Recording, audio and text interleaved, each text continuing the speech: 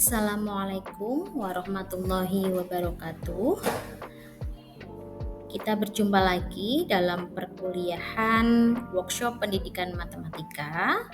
Pada kesempatan kali ini, dalam video pembelajaran ini, saya akan merepresentasikan mengenai alat peraga matematika atau mathematical teaching aids.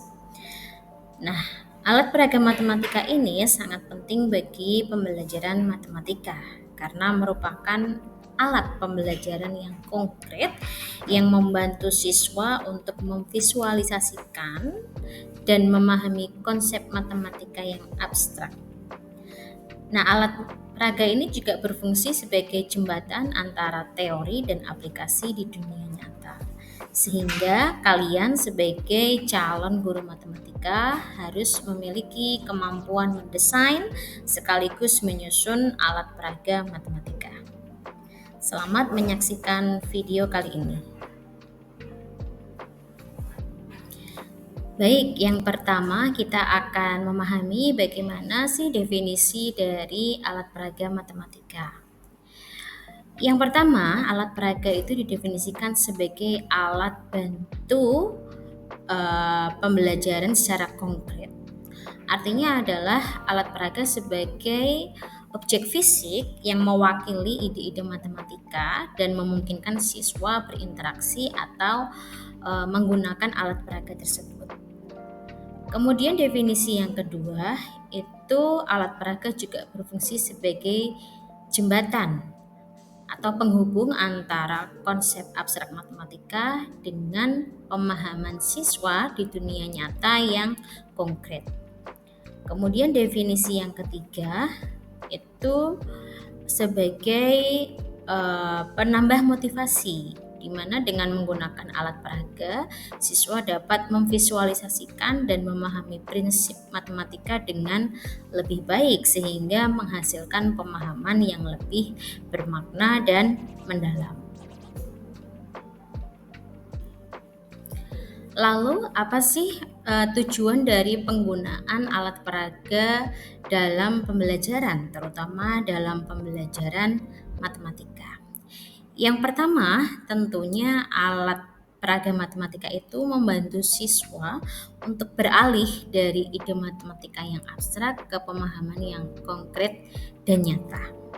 Kemudian yang kedua, dengan melibatkan siswa dalam kegiatan secara langsung atau praktik penggunaan alat peraga secara langsung, maka ini mendorong partisipasi aktif dari pembelajaran sehingga pembelajarannya lebih mendalam dan juga bermakna. Kemudian tujuan yang ketiga itu tentunya adanya sifat interaktif dari alat peraga matematika itu dapat meningkatkan minat dan antusiasme siswa dalam mempelajari matematika. Jadi yang sebelumnya anak didik itu merasa matematika adalah sesuatu yang sangat abstrak atau sulit, harapannya dengan alat peraga matematika ini mereka minatnya lebih tinggi dan antusiasme belajar matematika meningkat.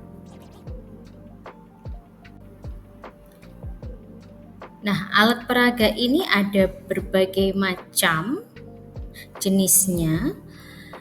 Di antaranya yang pertama yaitu dalam bentuk geometri, di mana alat peraga berupa alat peraga manipulatif seperti balok, puzzle, dan model-model yang mewakili konsep geometri. Kemudian jenis yang berikutnya itu alat peraga juga bisa berupa alat pengukuran, alat-alat seperti penggaris, kemudian busur derajat, timbangan yang memungkinkan siswa untuk menjelajahi pengukuran atau tentang kuantitas.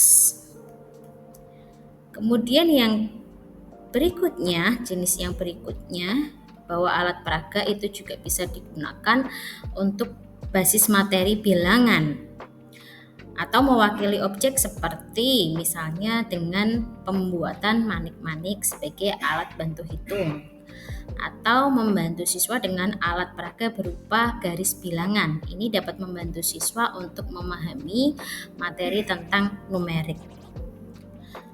Kemudian jenis yang berikutnya itu alat peraga juga sebetulnya bisa berbasis teknologi atau digital, seperti perangkat lunak interaktif atau media pembelajaran interaktif yang berupa simulasi, atau sekarang ini bisa juga berupa virtual atau AI atau AR ya, yang membantu siswa namun dalam bentuk digital. Nah, kemudian bagaimana sih kriteria dari alat peraga yang efektif? Karena tidak semua alat peraga itu memenuhi kriteria efektif atau kriteria yang baik. Tentunya ada kriteria yang harus dipenuhi. Yang pertama yaitu relevan. Artinya bahwa alat peraga yang dibuat itu seharusnya relevan atau nyambung ya dengan konsep matematika yang akan diajarkan. Atau dalam hal ini berarti kesesuaian antara alat peraga yang dibuat dengan CP atau TP, tujuan pembelajaran pada hari itu yang sedang diterapkan. Kemudian kriteria yang berikutnya yaitu ketahanan atau kokoh ya, bahwa alat peraga yang dibuat atau disusun itu sehendaknya mampu bertahan atau kokoh, atau bahkan bisa digunakan berulang lebih dari satu kali. Jangan sampai teman-teman membuat alat peraga tetapi ternyata hanya bisa digunakan satu kali pakai saja. Nah, itu namanya tidak efisien. Kemudian kriteria yang ketiga yaitu kepraktisan atau kemudahan aksesnya, di mana alat peraga yang dibuat itu selain mudah dipahami, juga mudah digunakan oleh siswa. Kemudian kriteria yang ketiga yaitu fleksibel, yang berarti bahwa alat peraga tersebut hendaknya disesuaikan dengan gaya belajar siswa atau strategi mengajar yang diterapkan pada saat itu. Karena tidak semua materi bisa menggunakan satu alat peraga gitu ya. Jadi satu alat peraga itu mewakili suatu materi tertentu dan model pembelajaran tertentu. Nah, itu perlu dipikirkan oleh guru sehingga 4 kriteria ini menjadi catatan penting ketika teman-teman menyusun atau membuat atau merancang alat peraga.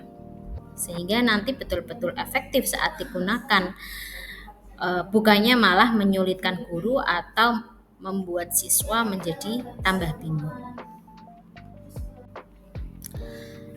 Lalu bagaimana sih cara menggunakan alat peraga matematika itu secara efektif dalam pembelajaran? Utamanya adalah pembelajaran matematika.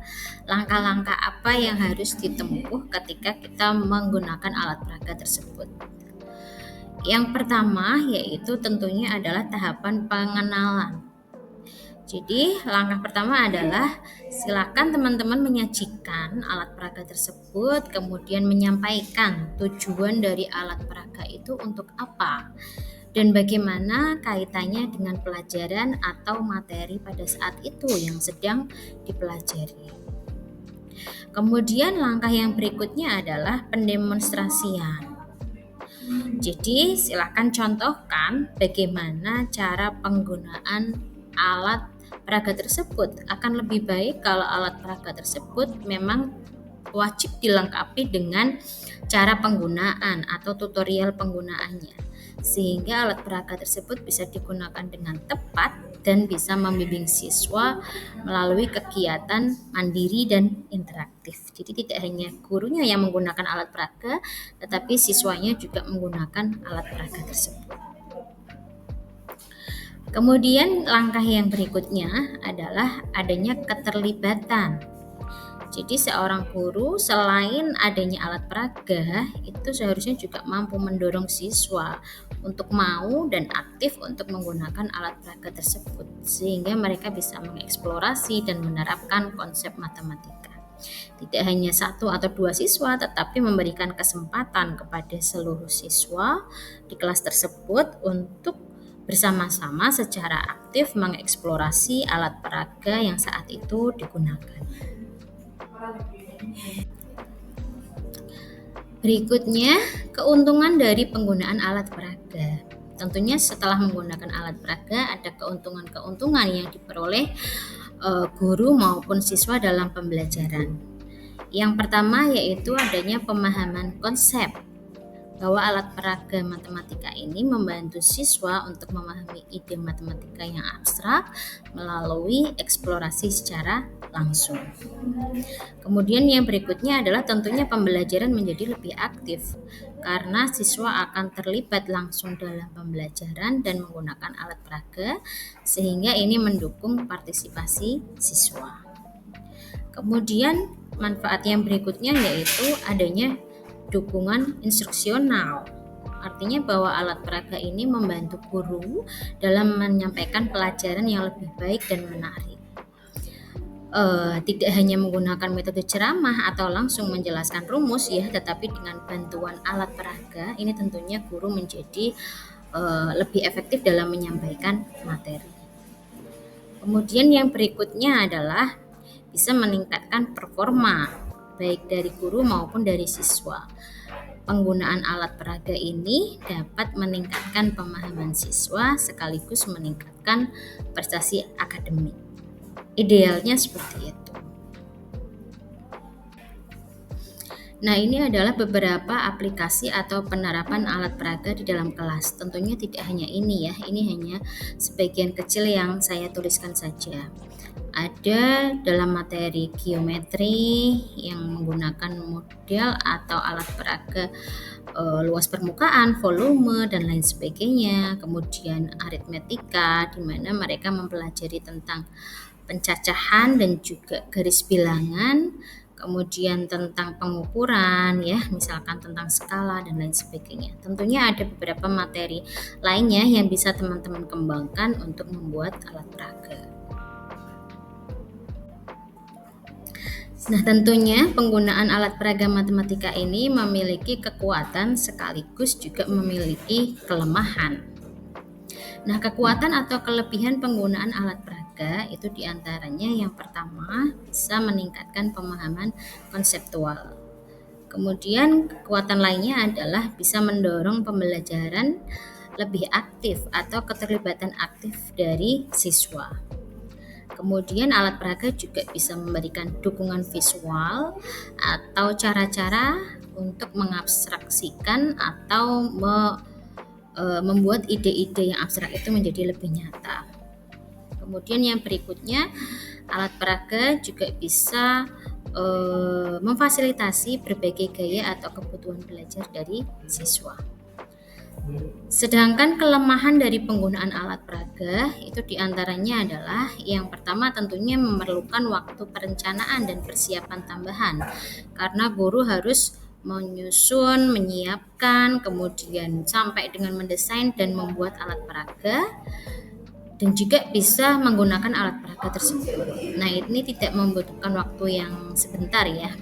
Kemudian kelemahan yang berikutnya adalah bisa jadi penggunaan dari alat peraga ini membutuhkan biaya yang mahal untuk membuatnya atau untuk pemeliharaannya.